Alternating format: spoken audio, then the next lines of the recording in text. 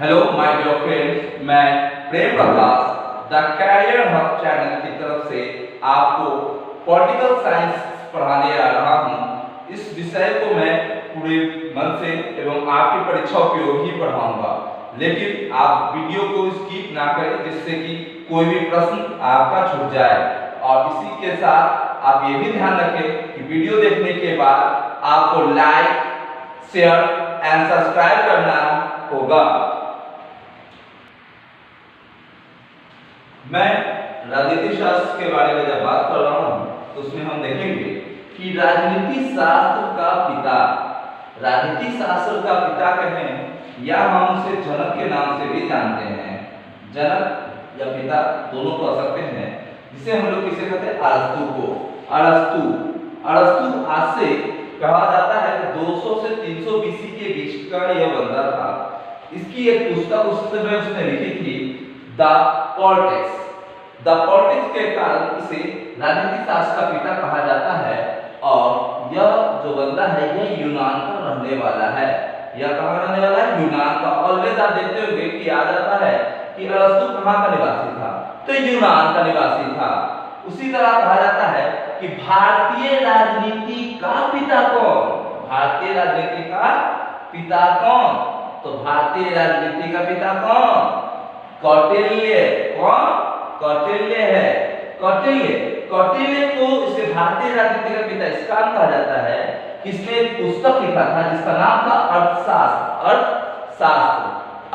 पुस्तक में इसको ने सिर्फ राजनीति के बारे में बताया है।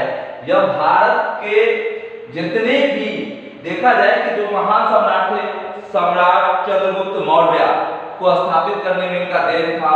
उसके सारे मंदिरों के बारे में कि कैसे धर्म होना चाहिए, कैसे किसका साम्राज्य चलना चाहिए, राजा किस तरह राज करे, क्या उस तरह बताए। उस समय से लेके आज तक हम लोग उस पर डिपेंड है। आप अगर कंफ्यूजन में जा रहे होंगे तो मैं आपको एक चीज बता देता हूं कि कौटिल्य को ही हम लोग चाणक्य भी कहते हैं और कौटिल्य को ही हम लोग विष्णुगुप्त भी कहते हैं। आप ये याद रखेंगे, ऑलवेज एग्जाम्स में क्वेश्चन ये आ जाता है कि कौटिल्य कौन और चाणक्य कौन। अब आ गया भारतीय राजनीति शास्त्र का पिता कौन। हम तो सोच रहे हैं कौन है भैया भारतीय राजनीति शास्त्र का पिता। कंफ्यूजन क्यों सर? हम लोग याद रखेंगे। अब ये कौटिल्य आंसर नहीं दिया, उसमें नहीं ऑप्शन में है, चाणक्य रहे, विष्णुगुप्त रहे, जो रहे मानना है। हमारा भी मोटो यही है कि आप का एग्जाम्स में क्वेश्चंस ना चुके, ज्यादा से ज्यादा आपका क्वेश्चंस बने। इसी कारण मैं इस पूरी चीज को बताते चला जा रहा हूं। इसी चीज को हुआ। अब क्वेश्चन आता है कि हम लोग जो पढ़ रहे हैं ये तो थोड़ा सा दिखा, लेकिन अब हम लोग बात करते हैं संसद, जो उसके बारे में राजनीति शास्त्र में हमें पढ़ना है।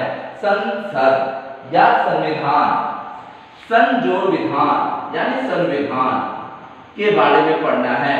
संविधान आपको पता होगा, यह जो संविधान है इसको इंग्लिश में हम लोग क्या कहते हैं?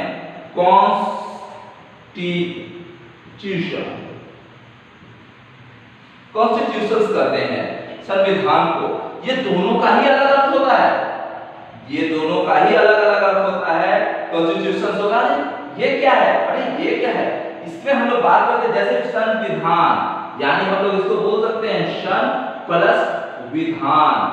सन प्लस विधान, सन प्लस विधान के बारे में जो हम लोग बात कर रहे हैं, तो सन प्लस विधान का मतलब क्या? पूरा कानून, यानी कानून के बारे में पूरी जानकारी।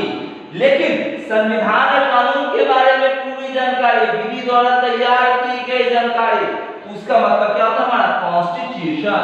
अब सोच रहे होंगे कि कॉन्स्टिट्यूशन कहां से लिया गया है, तो इसका एक वर्ड आता है कॉन्स्टिट्यूशन।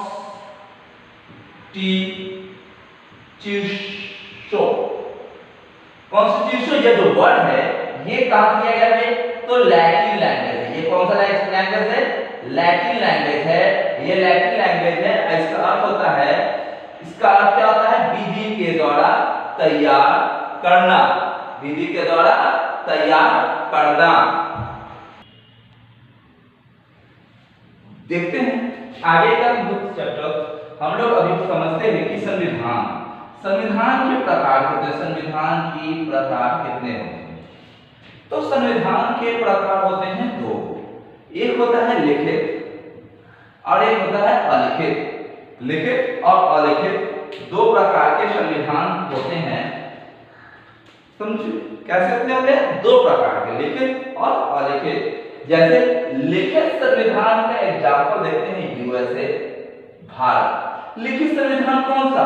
जिसके नियम कानून व्यवस्था सारे लिखित रूप से मौजूद हैं। अलिखित संविधान कौन सा? जिसके नियम कानून व्यवस्था मौजूद नहीं है, सिर्फ बोलने से काम होता है। जिसका सबसे बड़ा एग्जाम्पल हमारा इंग्लैंड है। ये इंग्लैंड मानकर चलिएगा कि इंग्लैंड बोल रहा हूं तो ये ब्रिटेन भी है, ये हमारा यूके भी है।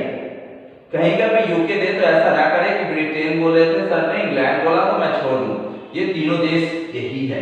अब कहा जाता है, हम लोग थोड़ा सा आगे बढ़कर अगर देखें तो संविधान के जनक के रूप में कहा जाता है, संविधान के जनक के रूप में किसे जाना जाता है भैया? तो ब्रिटेन को जाना जाता है। संविधान के जनक के रूप में किसको जाना जाता है? ब्रिटेन को जाना जाता है। और ब्रिटेन में अभी तक सिर्फ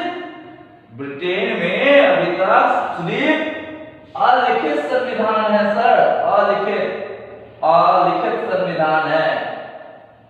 इससे हम लोग को याद रखना होगा कि ब्रिटेन में अभी तक अलिखित संविधान है। पूरे विश्व में एकमात्र ऐसा देश ब्रिटेन है जहां पर अलिखित संविधान है। बट पूछा है क्या पूरे विश्व में? नहीं, एकमात्र ब्रिटेन। लेकिन विश्व में प्रथम लिखित संविधान देने वाला देश कौन सा सर? यूएसए। कौन सा? यूएसए। यूएसए इकलौता ऐसा देश है जिसने पहली बार लिखित संविधान पूरे विश्व को दिया। और आपको एक चीज और बता देता हूं कि यह देश भी ब्रिटेन का गुलाम था और यह देश ब्रिटेन के गुलामी से, यह देश ब्रिटेन के गुलामी से 1776 में आजाद हुआ। क्या हुआ भैया? फ्री हुआ। क्या हुआ? फ्री हुआ 1776 में। और इसने अपना लिखित संविधान यानी इसने अपना संविधान 1789 में रेडी किया। कब रेडी किया? 1789 में लागू किया। अब 1789 में इसने लागू किया। उसी तरह कहा जाता है कि लिखित संविधान में अगर हम लोग अपने महादेश को देख लेते हैं जिसमें हम लोग रहते हैं, सभी को यह पता होगा कि हम किस महादेश में रहते हैं। महादेश का नाम एशिया। अब एशिया महादेश में सर एक बात बताएं कि एशिया महादेश में सबसे पहला लिखित संविधान कहां आया? आधा से ज्यादा आदमी के दिमाग में चल जाता है, अरे भाई एशिया में सबसे पहला लिखित संविधान कहां आया? इंडिया। नो सर, नंबर चल जाएगा। इसलिए हम आपको आज बता देते हैं कि एशिया में सबसे पहला लिखित संविधान देने वाला देश कौन? जापान। जापान को आप लोग जानते होंगे, इलेक्ट्रॉनिक्स में नंबर 1, आप उसका चीज यूज करते होंगे, बहुत सारे चीज यूज करते हैं लोग जापान। वहां पे सबसे पहले लिखित संविधान आया एशिया में। और वो कब आया? 1860। भारत जिस समय डेवलप्ड नहीं था उस समय वहां पे लिखित संविधान आ गए थे। भारत पूरे तरीके से गुलाम उस समय अंग्रेजों का हो रहा था जब यहाँ पर लिखित संविधान आ गया था। अब बात करते हैं विश्व का सबसे बड़ा लिखित संविधान कहाँ है? विश्व का सबसे बड़ा लिखित संविधान कहाँ? भैया इंडिया, हमारा अपना इंडिया। अब सबसे विश्व का सबसे बड़ा लिखित संविधान इंडिया कब लागू किया गया होगा? 26 जनवरी 1950 को। आपको पता होगा कि 26 जनवरी 1950 को पूरे देश में भारत का संविधान लागू किया गया। लेकिन अब बात आता है कि विश्व का सबसे छोटा संविधान कौन? यूएसए। यूएसए, क्योंकि इसके पास कुल 7 आर्टिकल्स हैं। 7 आर्टिकल्स, ओनली 7 आर्टिकल्स। यानी कि यूएसए के पास सिर्फ 7 आर्टिकल होने के कारण यह विश्व का सबसे छोटा संविधान कहा जाता है और सबसे बड़ा संविधान के रूप में हमारा भारत माना जाता है। लेकिन आप एक चीज जान जाए कि अगर पूछ लेता है क्वेश्चन, वो मैं बता देता हूं कि अगर क्वेश्चन पूछता है कि विश्व में सबसे नवीन, नवीन का मतलब नई, तुरंत संविधान कहां लागू हुआ, तुरंत में भी ये ना ना सोचे कि 2020 में वीडियो बन रहा है तो 2020 में ही लागू हुआ, 2020 में नहीं सर। लिखित संविधान नवीन जो लागू हुआ था वो संविधान कहाँ लागू हुआ था, तो उसे हम लोग देखते हैं। तो ये देखिए कहाँ हुआ था, नेपाल। नेपाल के बारे में आप लोग जानते होंगे कि नेपाल में पहले राजा का राज हुआ करता था, राजा वहां राज करते थे, सब चीज चलता था, लेकिन धीरे धीरे लोकतांत्रिक देश बन गया। लोकतांत्रिक देश बनने के कारण नेपाल यह लोकतांत्रिक 2015 में बना था, और इसी कारण यह अभी सबसे नवीन लोकतांत्रिक राज्य है, यानी संविधान को अपनाने वाला राज्य है।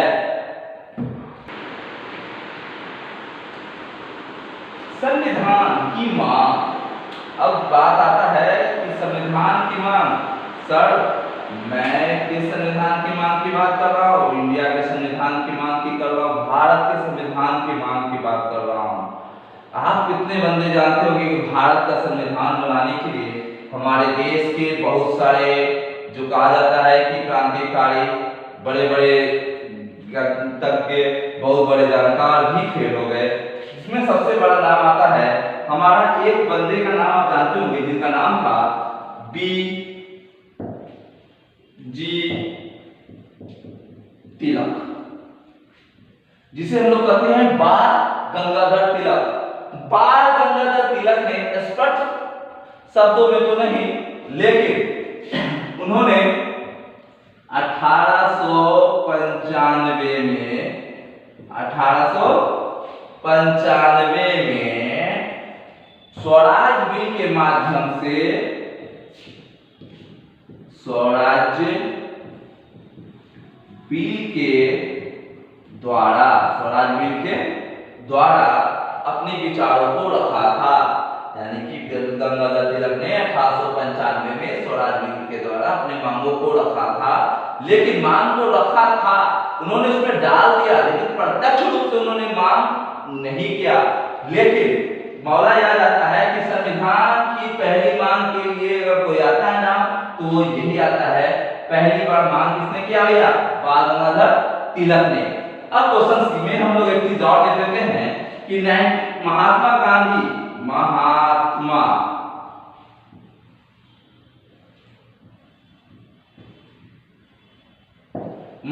गांधी के बारे में बोलते हैं कि महात्मा गांधी ने 1922 में, महात्मा गांधी ने 1922 में सबसे पहले स्पष्ट रूप से अंग्रेजों के सामने यह विचार रखा कि भारत का संविधान, भारत का संविधान, भारत का संविधान भारतीयों के द्वारा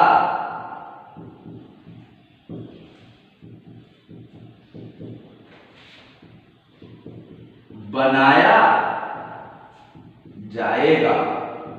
सर पहले ध्यान देखेंगे क्या मैंने बोला, महात्मा गांधी ने बोला भारत का संविधान भारतीयों के द्वारा बनाया जाएगा।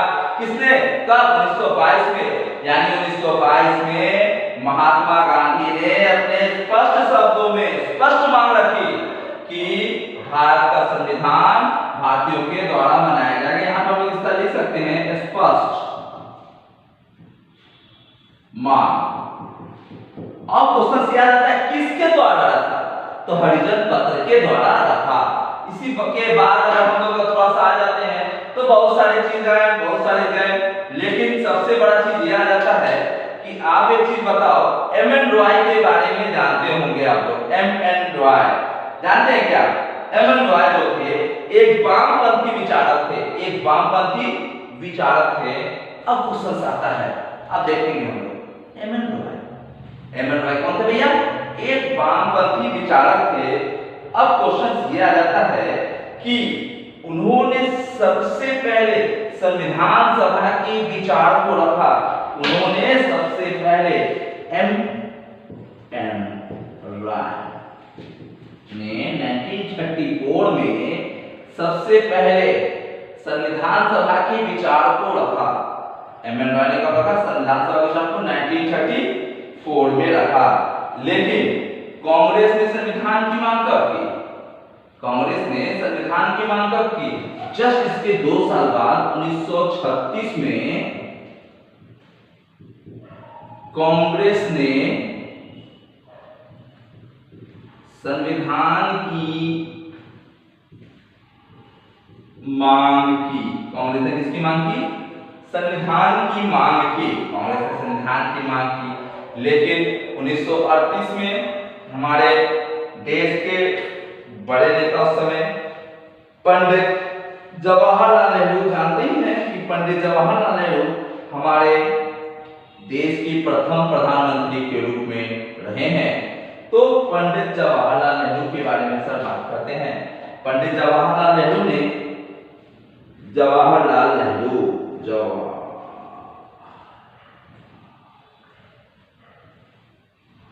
नेहरू ने 1938 में वयस्क मताधिकार के आधार पर संविधान की मांग को रखी।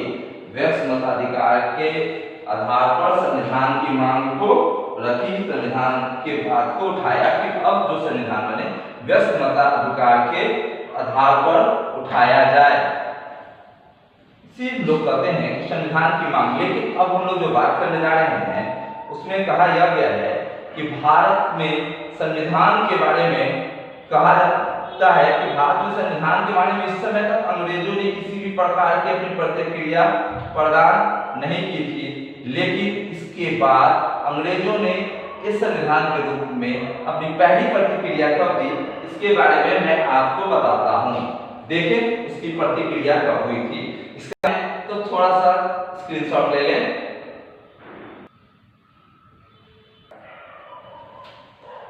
हम अभी बात कर रहे थे कि संविधान में अंग्रेजों ने, तो आप लोग को पता होगा या नहीं पता तो देखें। 1940 में अंग्रेजों ने एक प्रस्ताव लाया था जिसका नाम था अगस्त प्रस्ताव।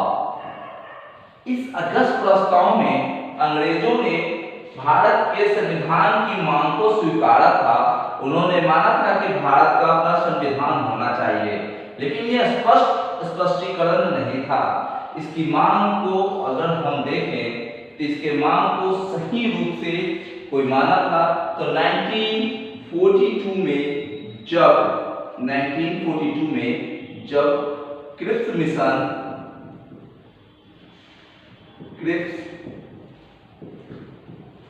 मिशन भारत आया था तब इन्होंने स्पष्टीकरण के रूप में बोला था कि भारत को एक संविधान प्रदान किया जाएगा।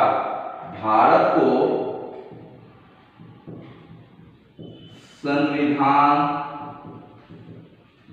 प्रदान की जाएगी लिखने का सेंस यह है कि इन्होंने कहा था कि जाएगी।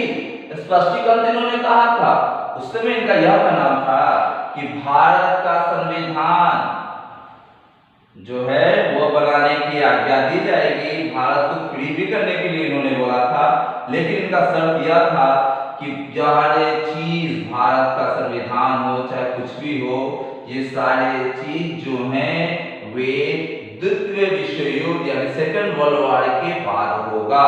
उस समय इनका सबसे बड़ा मोटो था भारत से सहायता लेना, और इसलिए उन्होंने भारत के संविधान प्रदान करने की बात कही और कहा कि भारत को संविधान बनाकर दिया जाएगा द्वितीय विश्व युद्ध के बाद, जिसे भारत के सभी पार्टियों ने कैंसिल कर दिया, जिसे सभी पार्टियों ने कहा जाए अस्वीकार किया, इसका विरोध किया।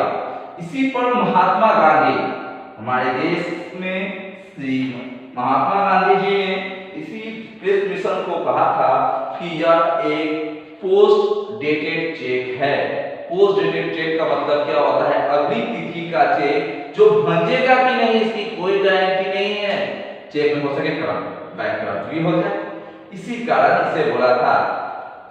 अब इसके बाद स्पष्टीकरण में देखा यह गया कि ये तो आया जब विरोध हुआ तो खत्म, लेकिन कहा अब एक इसके बाद अमेरिका में के विद्रोह पर कहा जाए या किसी और जोड़ पर कहा जाए, 1946 में जब ब्रिटेन में लेबर पार्टी की सरकार बनी, 1946 में जब ब्रिटेन में लेबर पार्टी की सरकार बनी 1946 में। ब्रिटेन में किसकी बनी भैया?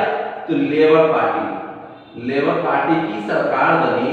तो लेबर पार्टी की सरकार ने पूरे 3 सदस्यों का दल भारत भेजा, जिसका नाम रखा कैबिनेट मिशन भारत आया। उसने स्पष्ट रूप से यह बात बोला कि भारत को अब आजाद कर दिया जाएगा और भारत का अपना एक संविधान होगा। अगर हम लोग बात कर ले इसमें इसके अध्यक्ष कौन थे? तो पैट्रिक लॉरेंस इसके अध्यक्ष थे। एडवर्ड क्रेब्स, एबी अलेक्जेंडर, ये सारे बंदे इसके अध्यक्ष हुआ करते थे। अब इन्होंने मांगा कि भारत का भी अपना एक संविधान होगा। ये सारे चीज इन्होंने माना और इन्होंने जुलाई 1946 को संविधान सभा की गठन की। 1946 को संविधान सभा की गठन की और संविधान सभा के गठन के बारे में इन्होंने बताया। यह था संविधान सभा की मांग के बारे में पूरा वीडियो। अब संविधान सभा के बारे में मैं इसके नेक्स्ट सीरीज में को पूरा बताऊंगा। इस वीडियो को पूरा देखें, अपने कमेंट्स करना ना भूलें और इस वीडियो को पूरा देखते हुए हम लोग आगे बढ़ें। धन्यवाद। आपका कैरियर की तरफ से बेस्ट